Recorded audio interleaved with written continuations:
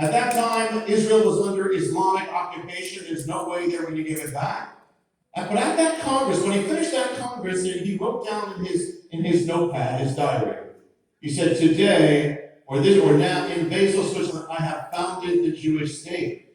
So the world will laugh at that. They won't believe it. He said, "But in 50 years' time, the world will know it."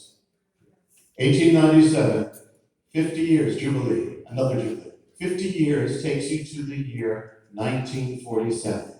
1947 is the year the United Nations votes Israel into existence. 50 years, as Herzl said, another Jubilee. But I look closer. The day that the Zionist Congress was finished was August 31st, 1917. August 31st. The UN resolution was finished on August 31st, 1947, 50 years to the exact date. I look closer. The plan of the United Nations was submitted to the United Nations and stamped and marked with a date on September 3rd, 1947. September 3rd, 1947. Herzl's prophecy he wrote down was dated September 3rd, 1897. 50 years to the exact date of what he wrote. Amazing. The partition plan of the UN in 1947 was voted on November 29th, which was a Saturday. It was a Sabbath. The day was a Sabbath. That means there was an appointed word read all over the world, chanted in the synagogue. This is what you did this morning.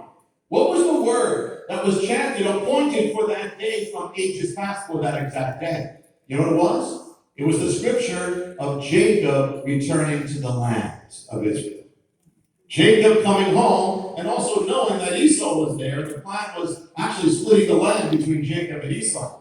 Now, nobody knew what the name of the new nation would be. They came up with names. They thought they'll call it Judah, or they'll call it Zion, or they'll call it Sodom. Nobody knew at that time. The Israeli leadership didn't know what it was going to be called.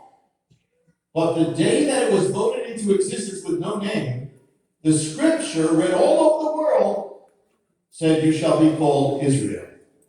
The day that the name of Israel comes up, I'm blessed. Now there are so many more mysteries about the rebirth of Israel. One I put in the book called The Persian, which is, but I want to give you just a little taste. When God restored Israel, in ancient times, He always restored the Word.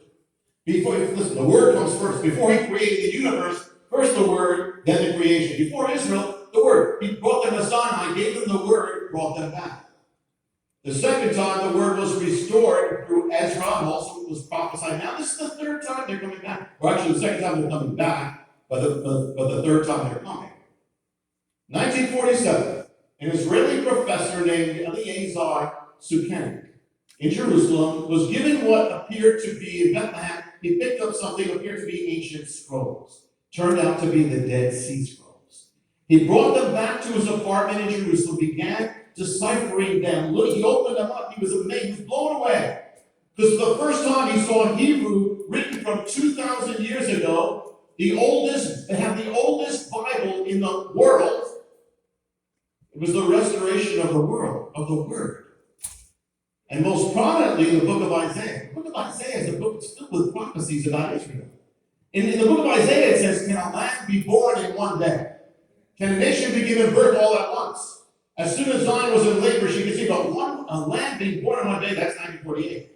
The Word was coming back after 2,000 years. Sukenik was